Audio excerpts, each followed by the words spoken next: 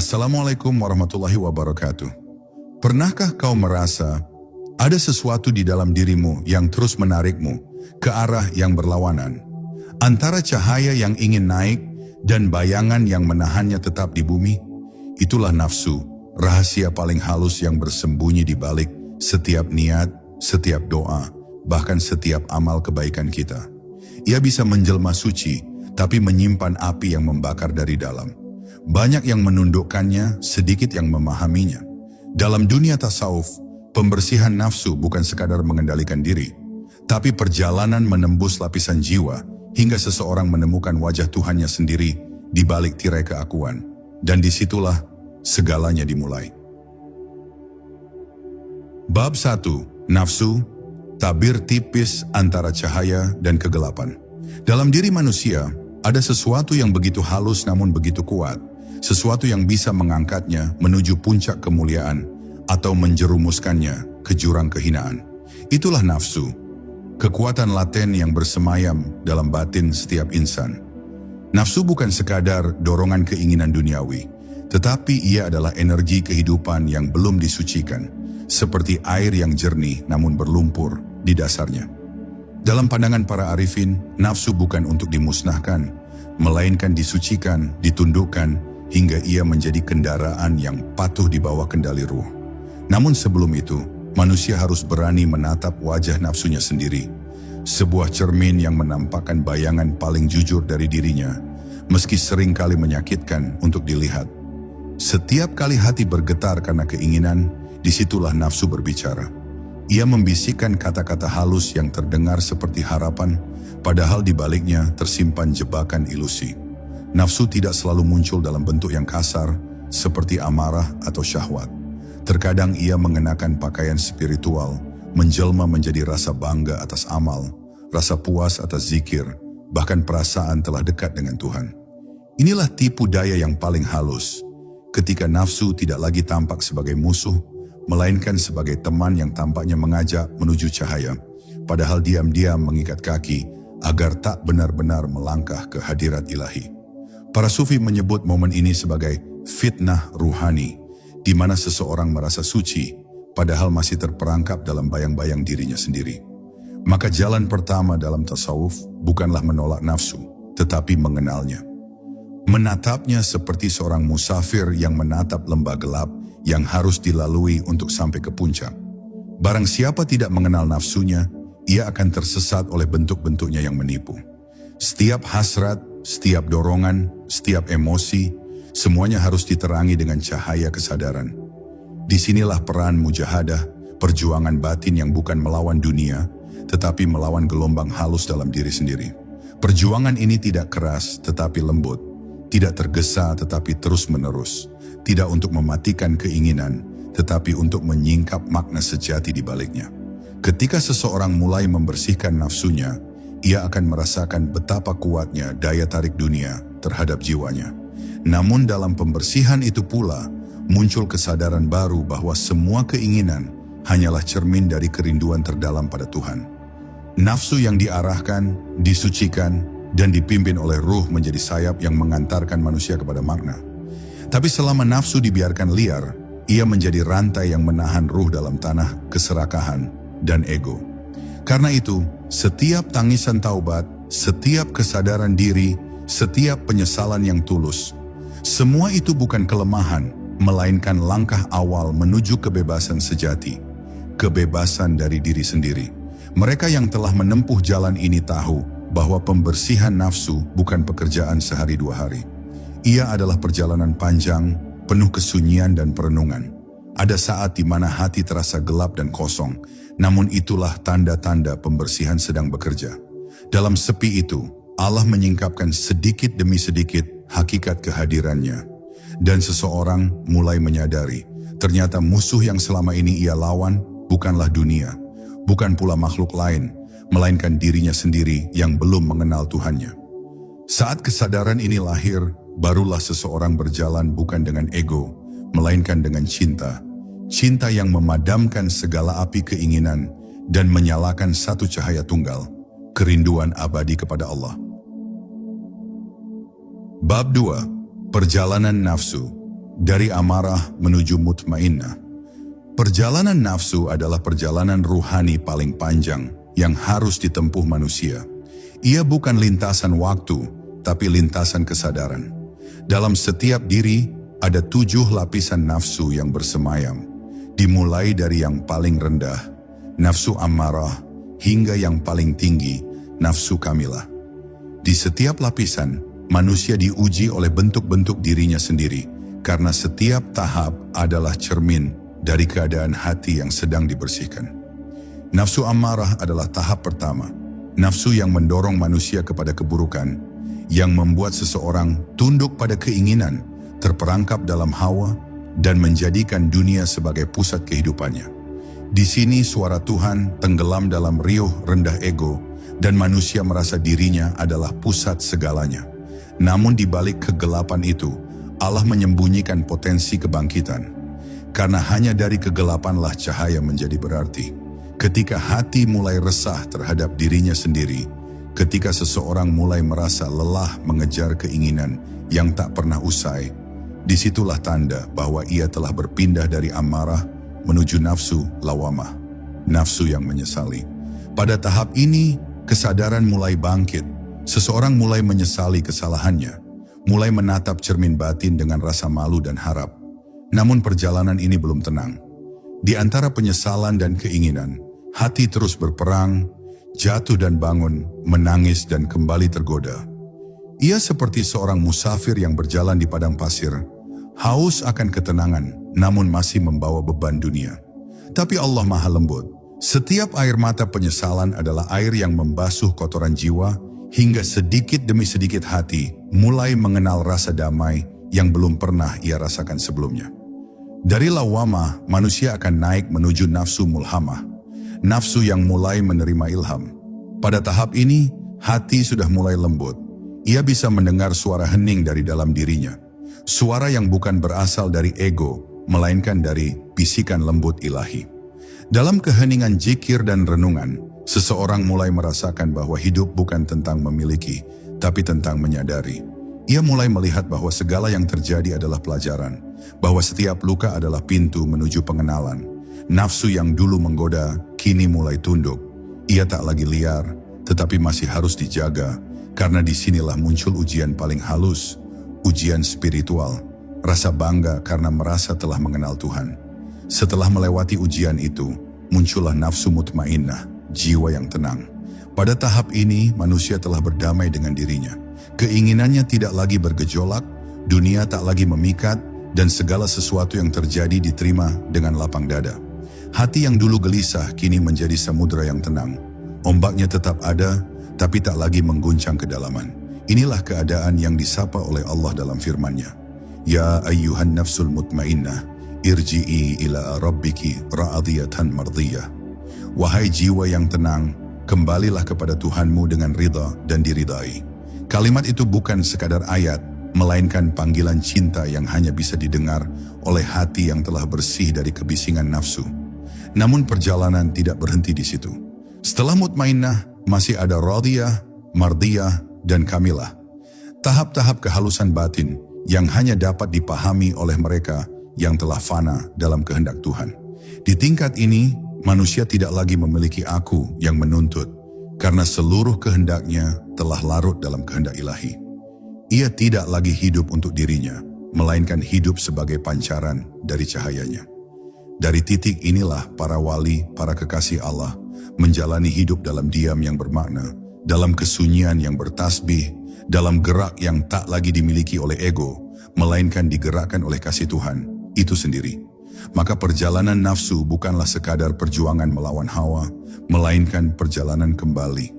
Kembali kepada asal, kepada keheningan awal, kepada zat yang menjadi tujuan segala perjalanan. Bab 3. Hakikat nafsu sebagai bayangan ruh.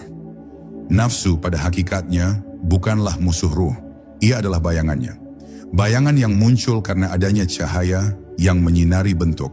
Ruh adalah cahaya ilahi yang suci, sementara nafsu adalah bayangan yang muncul ketika cahaya itu menyentuh realitas jasad dan dunia. Maka selama manusia hidup di alam materi, bayangan itu akan selalu ada. tidak mungkin meniadakannya, sebagaimana tidak mungkin cahaya menampakkan dirinya tanpa bayangan. Namun, ketika manusia tidak memahami hakikat ini, ia akan sibuk memerangi bayangannya sendiri, mengira bahwa dengan menghancurkan nafsu, ia akan mencapai kesucian. Padahal kesucian tidak diperoleh dengan membunuh bayangan, tetapi dengan membuatnya tunduk kepada cahaya. Sebab bayangan hanya mengikuti arah sumbernya. Ketika ruh terarah kepada Allah, nafsu pun akan menunduk dalam sujud yang sama. Ruh adalah tiupan dari sisi Tuhan, dan nafsu adalah ujian agar ruh mengenal kekuatannya. Tanpa nafsu, ruh tak akan mengenal makna sabar, tak akan memahami arti perjuangan, dan tak akan menemukan cinta yang sejati. Karena cinta sejati lahir dari penaklukan diri. Disinilah rahasia mengapa Allah menciptakan manusia dengan dua sisi, cahaya dan gelap, ruh dan nafsu, agar manusia tidak hanya mengenal Tuhan lewat ayat, tetapi lewat pengalaman. Setiap kali ia menahan amarah, ia sedang menyingkap rahmat. Setiap kali ia menolak keinginan yang tidak diridhai, ia sedang memuliakan kehendak ilahi di atas kehendaknya sendiri.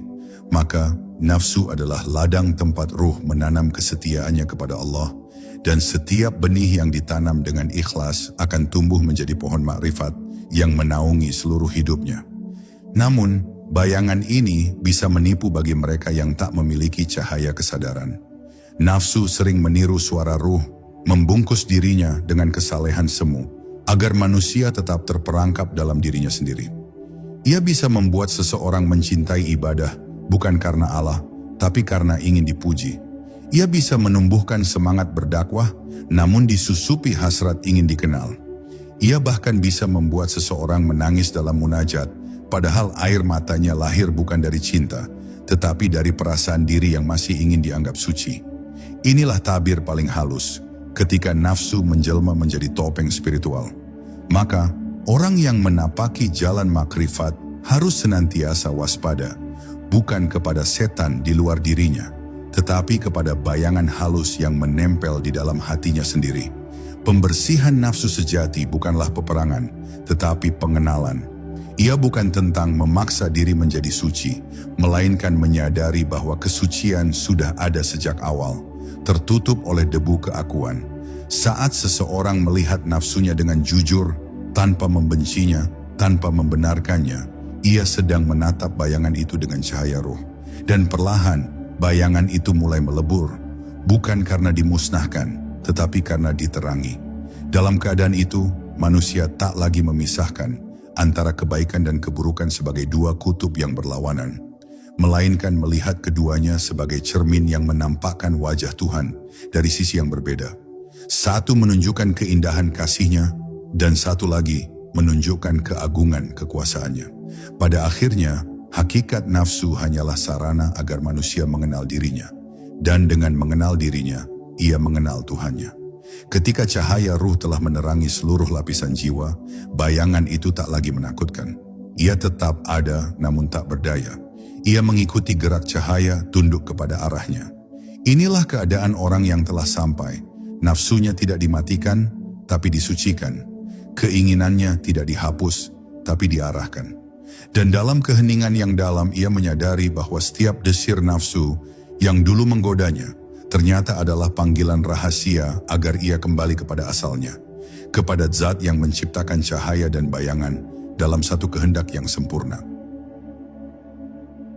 Bab 4. Mujahadah dan jalan sunyi pembersihan nafsu. Perjalanan pembersihan nafsu bukanlah perjalanan yang dilihat mata, melainkan perjalanan yang dirasakan oleh hati. Ia bukan jalan yang ramai, penuh sorak dan pengakuan, tetapi jalan sunyi yang seringkali hanya dimengerti oleh Tuhan dan pelakunya. Di jalan ini, manusia tidak berperang dengan orang lain, melainkan dengan dirinya sendiri. Dengan bisikan halus yang mengajak kepada kenyamanan, dengan ego yang ingin dikenal, dengan kesenangan yang membius kesadaran. Mujahadah bukanlah sekadar menahan diri dari dosa, tapi menundukkan diri dari segala sesuatu yang menghalangi pandangan kepada Allah. Ia adalah jihad batin, perang dalam diam, di mana seseorang bisa tersenyum di hadapan dunia, tapi di dalam dadanya sedang bergolak lautan perjuangan yang tak terlihat. Dalam tasawuf, Mujahadah adalah kunci perubahan. Tidak ada pembersihan tanpa perjuangan, dan tidak ada perjuangan tanpa kesabaran. Seseorang yang ingin naik derajat jiwanya harus bersedia memasuki ruang-ruang gelap dalam dirinya, tempat luka lama dan keinginan-keinginan terpendam bersembunyi. Di sanalah ia belajar mengenali sifat-sifat yang belum tersentuh cahaya, kesombongan yang terselubung, hasrat yang tersembunyi di balik kebaikan, serta rasa ingin memiliki yang masih melekat pada amal. Semua itu tidak bisa dibersihkan hanya dengan doa di bibir. Ia memerlukan perenungan yang dalam, muhasabah yang jujur, dan keberanian untuk menerima bahwa dirinya belum seutuhnya bersih. Mujahadah sejati dimulai ketika seseorang berhenti menyalahkan luar dan mulai menatap dalam. Namun perjalanan ini berat karena di setiap langkah, nafsu akan berusaha mempertahankan tahtanya.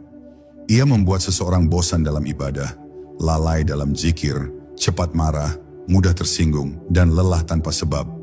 Ia membisikkan kalimat halus, "Kau sudah cukup berjuang," padahal belum. Di saat inilah banyak orang berhenti di tengah jalan, merasa sudah sampai, padahal baru memulai. Mujahadah sejati adalah keteguhan untuk terus melangkah meski tidak melihat hasil, untuk tetap berzikir meski hati terasa kering, untuk terus memohon ampun meski dosa terasa sudah terlalu lama. Karena pembersihan nafsu bukan tentang cepat atau lambat, tetapi tentang seberapa dalam seseorang bertahan dalam kejujuran kepada Allah. Dalam jalan sunyi ini Allah mengajarkan satu rahasia besar, bahwa tidak ada kekuatan manusia yang mampu menundukkan nafsunya sendiri tanpa pertolongannya. Sebab itu para sufi selalu memulai mujahadah dengan tawakal dan mengakhirinya dengan syukur.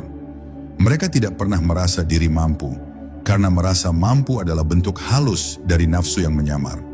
Maka mereka menyerah dengan kesadaran penuh, bukan putus asa tapi pasrah dengan cinta.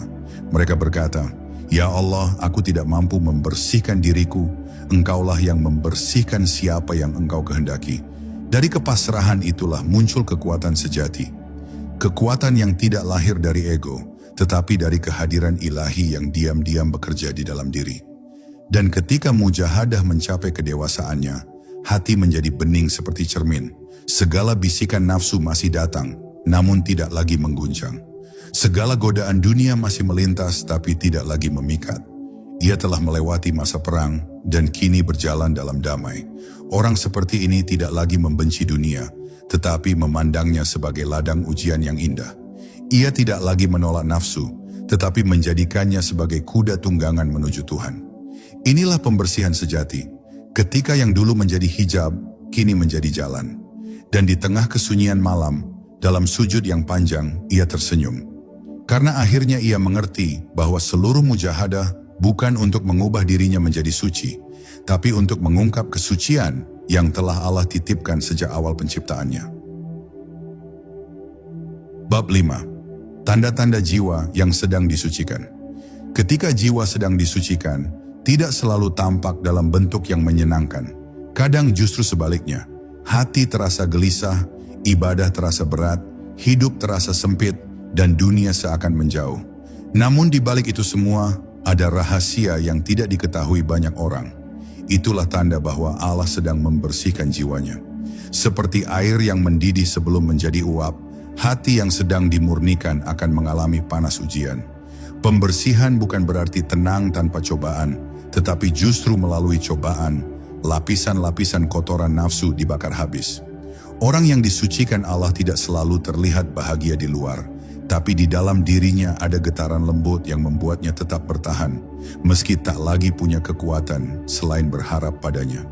Ia berjalan dalam gelap, namun tahu bahwa cahaya sedang menuntunnya dari arah yang tak ia lihat. Tanda pertama dari jiwa yang sedang disucikan adalah munculnya rasa malu kepada Allah.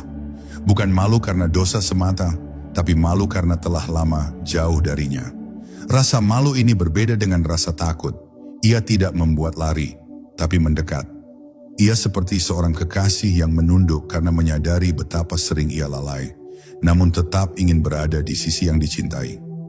Dari rasa malu lahirlah kelembutan hati, dan dari kelembutan hati lahir air mata yang tidak bisa dijelaskan oleh kata. Air mata itu bukan sekadar tangisan, tapi pembersih ruh yang mengalirkan rahmat ke seluruh batin. Orang yang telah sampai pada titik ini mulai berhenti menghakimi orang lain karena ia sadar betapa dalam rahmat Allah menuntun dirinya yang penuh kesalahan. Tanda berikutnya adalah ketika seseorang mulai merasa damai di tengah kehilangan, tenang di tengah kegelisahan, dan ridha di tengah ketidakpastian.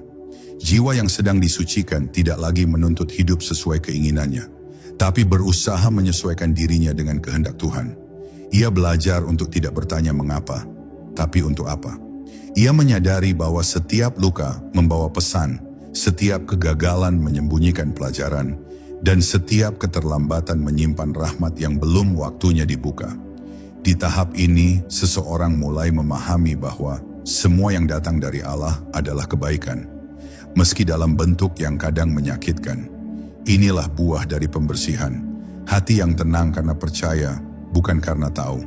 Selain itu, tanda lain dari jiwa yang sedang disucikan adalah berkurangnya daya tarik dunia terhadapnya. Bukan berarti ia membenci dunia, tapi dunia tak lagi menempati ruang yang sama di hatinya. Ia masih bekerja, masih berinteraksi, masih tertawa, namun semua itu dilakukan dengan kesadaran bahwa tidak ada yang benar-benar miliknya. Ia tidak lagi takut kehilangan karena telah menemukan sesuatu yang tidak bisa hilang. Rasa hadirnya Allah dalam setiap detik kehidupannya. Ketika orang lain mencari ketenangan di luar, ia menemukannya di dalam. Ketika orang lain berlari mengejar pujian, ia justru bersembunyi dari pandangan manusia, karena hatinya telah kenyang dengan satu pandangan cinta dari Tuhannya. Dan tanda paling dalam dari jiwa yang sedang disucikan adalah ketika seseorang tidak lagi merasa dirinya suci. Ia tidak sibuk membandingkan diri, tidak merasa lebih tinggi, tidak menuntut penghargaan. Ia berjalan dengan rendah hati, sebab semakin dekat seseorang dengan Allah, semakin kecil ia merasa. Ia seperti samudra yang luas, tenang, dan dalam. Tidak perlu membuktikan kedalamannya, cukup menjadi wadah bagi hujan rahmat yang turun.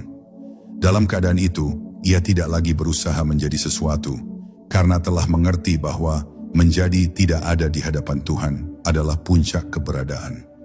Inilah kesucian sejati, bukan pada pakaian putih yang dikenakan, tapi pada hati yang telah berhenti memuja dirinya sendiri, dan hanya ingin dipandang oleh Allah dengan kasih-Nya yang tanpa batas. Bab 6. Bahaya terselubung dari nafsu yang menyamar sebagai cahaya. Bahaya terbesar dalam perjalanan spiritual bukanlah dosa yang nyata, tetapi kesalehan yang palsu. Nafsu yang menyamar sebagai cahaya adalah musuh tersembunyi yang paling sulit dikenali. Ia tidak datang dalam bentuk keinginan yang jelas salah, melainkan dalam bentuk kebaikan yang terasa benar. Ia membuat seseorang tampak berzikir, beribadah, berdakwah, bahkan meneteskan air mata dalam munajat. Namun diam-diam di balik semua itu, masih bernaung rasa ingin dilihat, diakui, dan dipuji. Inilah penyakit halus yang menghancurkan banyak pencari Tuhan tanpa mereka sadari. Penyakit kesalehan yang berpusat pada diri. Ia tidak memalingkan seseorang dari Tuhan secara terang-terangan, melainkan menjadikan aku sebagai bayangan yang berdiri di antara manusia dan Tuhannya. Maka banyak orang berhenti di pertengahan jalan makrifat, karena mereka sudah merasa sampai pada hal baru menatap bayangan diri sendiri yang bercahaya semu. Nafsu yang telah berpakaian cahaya biasanya tidak menampakkan wajahnya melalui kejahatan, tetapi melalui keindahan amal. Ia membuat seseorang bersemangat beribadah, namun dengan hati yang ingin dibandingkan. Ia menanamkan keinginan untuk memberi, tetapi berharap namanya disebut. Ia mendorong seseorang berbicara tentang cinta ilahi, namun diam-diam ingin dianggap telah mengenal Tuhan lebih dalam dari yang lain. Ini adalah tipu daya paling halus karena tidak lagi bersumber dari keinginan jasmani, melainkan dari keinginan ruhani yang belum disucikan. Para sufi menyebut keadaan ini sebagai riya khafi, riya yang tersembunyi, setipis bayangan yang hanya terlihat oleh mereka yang telah jernih pandangannya. Dan seringkali seseorang baru menyadari kehadirannya setelah ia jatuh, ketika Allah menyingkapkan bahwa ibadahnya selama ini bukan sepenuhnya karenanya, melainkan karena dirinya sendiri. Dalam keadaan seperti ini, Allah sering menurunkan ujian berupa kehinaan, penolakan, atau rasa tidak berdaya. Ia mencabut rasa nikmat dalam ibadah, menutup jalan menuju popularitas, atau membuat seseorang gagal di tengah amalnya. Semua itu bukan karena Allah membenci hambanya, melainkan karena Ia ingin menyelamatkannya dari tipu daya yang lebih berbahaya. Kadang Allah menenggelamkan seseorang dalam kegelapan agar ia tidak terbakar oleh cahaya palsu. Inilah kasih sayang yang tersembunyi di balik rasa sakit. Ketika Tuhan menghapus kesenangan spiritual agar manusia tidak berhenti pada kenikmatan rohani, tapi terus mencari wajahnya yang sejati. Maka janganlah takut jika cahaya yang dulu terasa kini padam. Sebab bisa jadi Allah sedang mengajarkan bahwa bukan cahaya yang penting, melainkan siapa pemilik cahaya itu. Bahaya nafsu yang menyamar sebagai cahaya juga muncul dalam bentuk pengakuan. Seseorang merasa telah sampai, merasa telah mengenal Tuhan, merasa telah menjadi bagian dari golongan khusus. Ia mulai berbicara bukan lagi dengan kerendahan hati, tetapi dengan nada yang memisahkan antara dirinya dan yang lain. Ia lupa bahwa semakin dekat seseorang kepada Allah, semakin ia menyadari kebodohannya sendiri. Orang yang benar-benar mengenal Allah tidak pernah merasa mengenalnya, karena ia tahu bahwa setiap pengetahuan hanyalah setetes dari lautan yang tak bertepi. Maka jika ada yang merasa telah menguasai makrifat, sebenarnya ia baru tertipu oleh bayangan pertama di permukaan air. Cahaya sejati tidak membuat seseorang bersinar di hadapan manusia, tetapi membuatnya hilang dalam keheningan hadirat Allah. Sebab itu orang-orang arif selalu memohon perlindungan bukan hanya dari kejahatan nafsu, tetapi juga dari kebaikannya yang menipu. Mereka berdoa, "Ya Allah, lindungilah aku dari diriku sendiri, dari amal yang menjauhkan, dari cahaya yang membutakan." Sebab di puncak perjalanan, godaan terbesar bukan lagi dosa, tetapi keinginan untuk dianggap suci. Dan hanya mereka yang telah benar-benar fana, yang lenyap dari pandangan dirinya sendiri, yang dapat berjalan di bawah cahaya ilahi tanpa terbakar olehnya. Nafsu yang menyamar sebagai cahaya hanya bisa dikalahkan dengan keikhlasan yang murni. Keikhlasan yang tidak lagi mencari hasil, tidak lagi berharap balasan, dan tidak lagi ingin dikenal. Disitulah seseorang menemukan makna tertinggi dari la ilaha illallah. Tiada yang disembah, bahkan diri sendiri pun tidak. Bab 7. Keikhlasan, gerbang rahasia menuju cahaya ilahi. Keikhlasan adalah pintu yang tidak bisa dibuka dengan tangan, melainkan dengan hati. Ia tidak dapat dipelajari semata lewat kata, tidak bisa dimiliki lewat niat yang diucapkan, karena keikhlasan sejati adalah rahasia antara seorang hamba dan Tuhannya. Bahkan malaikat pencatat amal pun tidak mengetahuinya. Ia begitu halus, seperti cahaya yang tak tampak, namun mampu menembus segala kegelapan. Dalam setiap amal yang dilakukan dengan ikhlas, ada getaran suci yang menembus langit. Meski tanpa sorotan, tanpa pujian, tanpa pengakuan. Para arifin berkata, keikhlasan itu seperti air yang jernih. Jika engkau menyadari kejernihannya, berarti ia telah tercemar oleh kesadaran dirimu sendiri. Maka, ikhlas bukanlah kesadaran tentang kebaikanmu, melainkan lenyapnya kesadaran bahwa engkau telah berbuat baik. Namun jalan menuju keikhlasan adalah jalan yang penuh ujian, karena setiap langkahnya dilapisi oleh bayangan diri.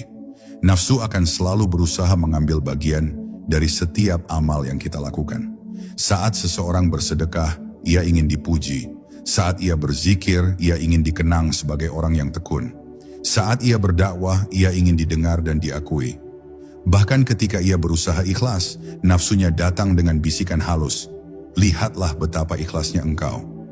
Disinilah letak ujian paling dalam, bagaimana menghilangkan keinginan untuk dilihat bahkan oleh diri sendiri. Karena selama seseorang masih melihat dirinya dalam amalnya, ia belum sepenuhnya ikhlas. Keikhlasan sejati lahir ketika amal menjadi seperti embun yang jatuh di malam hari. Tenang, lembut, tanpa suara, dan lenyap sebelum fajar datang. Keikhlasan juga bukan berarti pasif atau tanpa arah. Ia justru merupakan kekuatan yang mendorong segala amal menuju keabadian. Amal yang lahir dari keikhlasan tidak pernah mati, karena ia tidak bergantung pada dunia.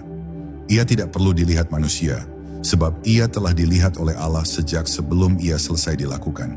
Dan amal seperti ini tidak menuntut hasil. ia hanya menjadi persembahan, bukan transaksi. Seseorang yang telah mencapai keikhlasan sejati tidak lagi mengukur ibadah dengan pahala, karena baginya cukup Allah yang tahu. Ia tidak mencari surga, karena surga yang sebenarnya adalah merasa dekat dengan Tuhan. Ia tidak takut pada neraka, karena hatinya telah padam dari segala selain Allah. Di titik itu, keikhlasan menjadi bentuk tertinggi dari cinta. Cinta yang tidak menginginkan apapun selain kehadirannya. Tanda-tanda keikhlasan bukan pada banyaknya amal, melainkan pada ketenangan hati saat amal itu hilang dari pandangan manusia. Orang yang ikhlas tidak berubah ketika dipuji, tidak goyah ketika dicaci. Ia tetap berjalan karena yang ia pandang bukan dunia, melainkan wajah Tuhannya. Ia seperti pohon di padang sunyi, tetap berbuah meski tak ada yang memetik. Keikhlasan membuat amal kecil menjadi besar dan amal besar menjadi ringan. Sebab dalam pandangan Allah, nilai amal bukan pada bentuknya, tapi pada niat yang tersembunyi di baliknya. Dan niat itu hanya bisa murni ketika hati telah berhenti mencari tempat bagi dirinya sendiri di dalam amal itu. Maka keikhlasan sejati adalah ketika engkau berbuat baik dan kemudian melupakannya, seolah engkau tidak pernah melakukannya sama sekali. Dan ketika keikhlasan telah berakar dalam hati, seluruh hidup menjadi ibadah. Setiap nafas menjadi zikir, setiap langkah menjadi sedekah, setiap diam menjadi doa. Ia hidup dalam keadaan hadir, bukan untuk dilihat, tetapi untuk menyaksikan. Ia menyaksikan kebesaran Allah dalam setiap hal, bahkan dalam hal kecil yang dulu dianggap biasa. Di titik inilah seseorang melewati gerbang rahasia menuju cahaya ilahi. Saat dirinya lenyap dan hanya Tuhan yang tinggal. Di sana, tidak ada lagi aku beramal, aku mencintai, atau aku berzikir.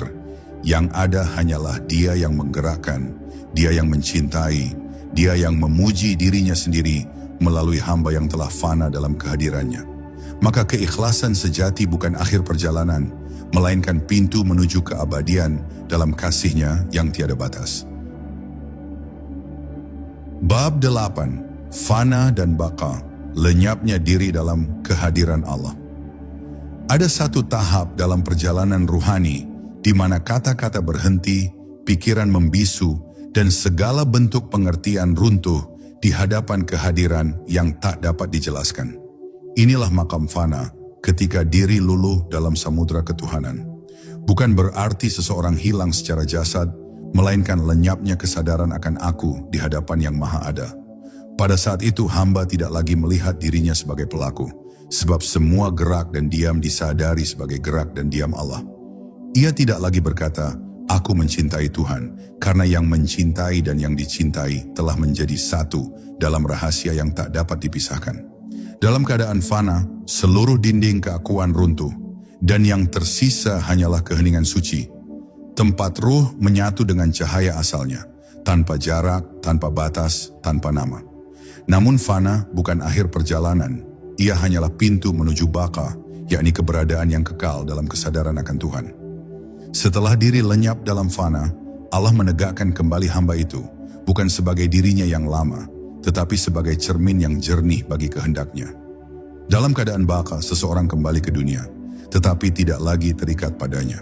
Ia bekerja, berbicara, berjalan, dan mencintai. Namun semuanya dilakukan tanpa rasa kepemilikan.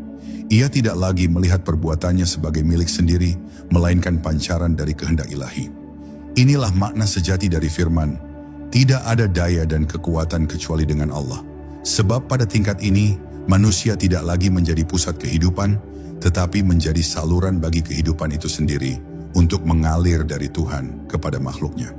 Orang yang mencapai fana dan Baqa tidak menjadi makhluk yang aneh, tidak pula menjauh dari manusia. Justru sebaliknya, ia hadir di tengah kehidupan dengan hati yang luas, dengan kasih yang tanpa syarat. Karena ia tidak lagi menilai manusia berdasarkan amal atau kedudukannya, melainkan melihat semuanya dalam cahaya satu. Ciptaan Tuhan yang sedang menempuh takdirnya masing-masing. Ia memaafkan bahkan sebelum disakiti, mencintai bahkan sebelum dicintai, memberi tanpa menghitung, karena yang ia lihat bukan lagi manusia, melainkan bayangan kasih Allah yang sedang menampakkan diri dalam berbagai bentuk. Dalam setiap wajah yang ia temui, ia melihat sang kekasih. Dalam setiap suara, ia mendengar gema panggilannya. Inilah keadaan di mana dunia tidak lagi menjadi tirai, melainkan ayat yang hidup dari kehadiran Tuhan. Namun untuk sampai pada fana dan baka, seseorang harus rela kehilangan segalanya. Bukan hanya harta atau kedudukan, tapi juga rasa memiliki terhadap dirinya sendiri. Ia harus rela kehilangan segala pengertian tentang Tuhan, karena selama Tuhan masih dipahami, berarti ia belum benar-benar disaksikan. Fana adalah mati sebelum mati, sebagaimana sabda Nabi, mutu qabla anta mutu. Matilah sebelum engkau mati. Artinya, matikan dirimu dari segala pengakuan, dari segala keakuan, dari segala kehendak yang bukan berasal darinya. Saat semua itu terhenti, yang tersisa hanyalah kesadaran tunggal, bahwa tiada sesuatu pun yang benar-benar ada kecuali Allah. Dan ketika seseorang hidup dalam kesadaran itu, ia tidak lagi mencari Tuhan di luar dirinya, sebab seluruh wujud telah menjadi cermin kehadirannya. Mereka yang telah sampai pada makam ini tidak lagi berbicara tentang Tuhan dengan bahasa, melainkan dengan keheningan. Sebab di sana bahasa menjadi tirai dan pemahaman menjadi jarak. Mereka hidup dalam diam yang hidup, dalam gerak yang suci, dalam keseharian yang tak lagi biasa. Mereka bisa berjalan di pasar namun hatinya di hadirat Tuhan. Mereka bisa tertawa bersama manusia, namun di dalamnya mengalir zikir yang tak terhenti. Inilah kehidupan setelah fana. Hidup yang tidak lagi dimiliki, tetapi dipinjamkan oleh Allah untuk menjadi saksi cintanya di bumi. Dan di puncak perjalanan itu, mereka menyadari bahwa tidak ada perjalanan sama sekali. Karena sejak awal, tidak pernah ada jarak antara hamba dan Tuhan. Hanya hijab keakuanlah yang membuat mereka tampak terpisah. Ketika hijab itu tersingkap, barulah mereka mengerti bahwa sejak awal, mereka tidak pernah jauh. Dan sejak awal yang berjalan bukanlah mereka, tetapi Dia. Bab 9. Mengenal diri, mengenal Tuhan, rahasia cermin wujud. Segala perjalanan ruhani akhirnya bermuara pada satu kalimat yang begitu sederhana, namun mengguncang seluruh makna kehidupan. Barang siapa mengenal dirinya, maka ia mengenal Tuhannya. Kalimat ini bukan sekadar petua sufi, tetapi peta rahasia yang menunjukkan arah ke dalam, bukan keluar. Banyak manusia berkelana jauh mencari Tuhan, mendaki gunung, menyeberangi lautan, mempelajari kitab demi kitab, namun lupa bahwa pintu menujunya tersembunyi di dalam diri. Diri adalah cermin tempat cahaya ketuhanan memantul. Ketika cermin itu bersih dari debu nafsu dan kabut ego, maka yang tampak di dalamnya bukan lagi bayangan manusia, tetapi wajah ilahi yang selama ini menatap dari balik tirai. Maka, mengenal diri bukan sekadar memahami sifat lahiriah, melainkan menyelami kedalaman jiwa hingga menemukan sumber kehidupan yang hakiki, ruh yang ditiupkan langsung oleh Allah. Namun mengenal diri bukan perjalanan yang mudah, karena manusia hidup di bawah lapisan demi lapisan topeng yang ia ciptakan sendiri. Ada topeng keinginan, topeng ambisi, topeng ketakutan, bahkan topeng kesalehan yang terkadang justru menjauhkan seseorang dari kebenaran dirinya. Setiap lapisan itu menutupi cahaya hakiki yang ada di pusat hati. Maka jalan menuju pengenalan diri sejati adalah jalan pengupasan, bukan penambahan. Ia bukan tentang menjadi lebih banyak, melainkan tentang menjadi lebih kosong. Karena ketika semua lapisan itu runtuh, barulah seseorang melihat dirinya tanpa warna, tanpa bentuk, tanpa nama. Dan dalam kehampaan itu, ia menemukan keberadaan yang sesungguhnya. Disitulah ia sadar bahwa diri yang ia cari selama ini bukan miliknya, melainkan milik Tuhan yang menampakkan diri melalui dirinya.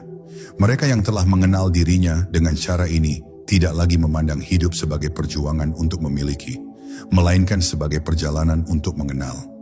Mereka tidak lagi melihat dunia sebagai musuh, tetapi sebagai kitab terbuka yang berisi tanda-tanda kehadiran Tuhan. Setiap peristiwa menjadi pelajaran, setiap manusia menjadi guru, setiap luka menjadi ayat yang mengajarkan rahasia kasih sayang. Dalam pandangan mereka, bahkan kejatuhan pun adalah bentuk bimbingan. Sebab ketika seseorang jatuh, ia diingatkan akan kelemahannya. Dan kelemahan itulah pintu menuju pengenalan yang lebih dalam terhadap kekuatan Tuhan. Maka, mengenal diri bukan sekadar memahami potensi, tetapi menyadari keterbatasan, bukan sekadar merasa mampu, tetapi tunduk pada sumber segala kemampuan. Ketika seseorang telah mengenal dirinya dengan sebenar-benarnya, ia tidak lagi sombong karena ilmu, tidak bangga karena amal, dan tidak takut kehilangan apapun.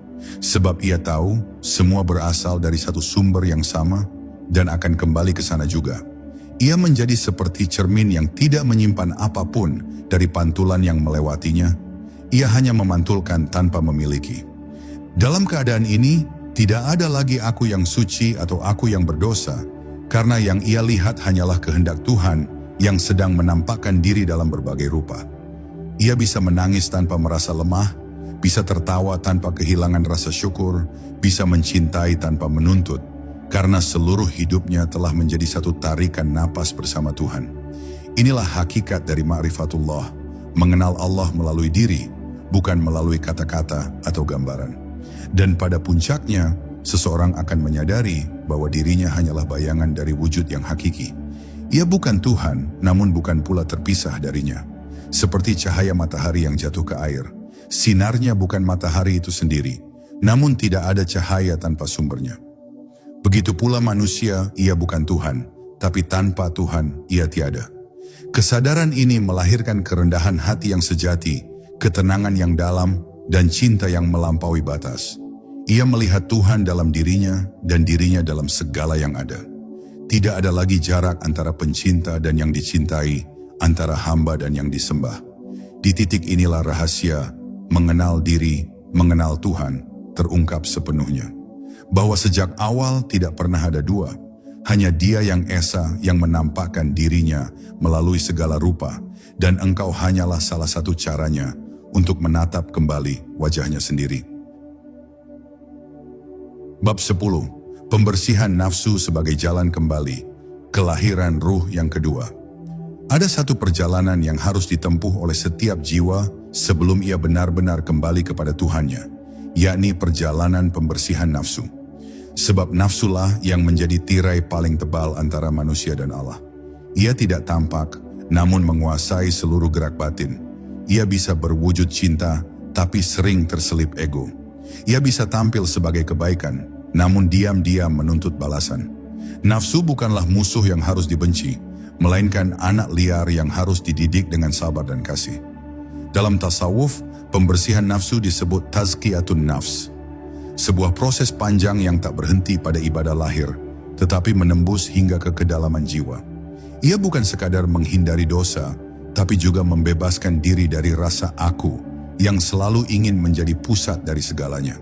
Karena disitulah akar kegelapan bersembunyi, pada keakuan yang enggan tunduk kepada cahayanya. Ketika seseorang mulai membersihkan nafsunya, ia akan melewati banyak lapisan diri yang menggoda.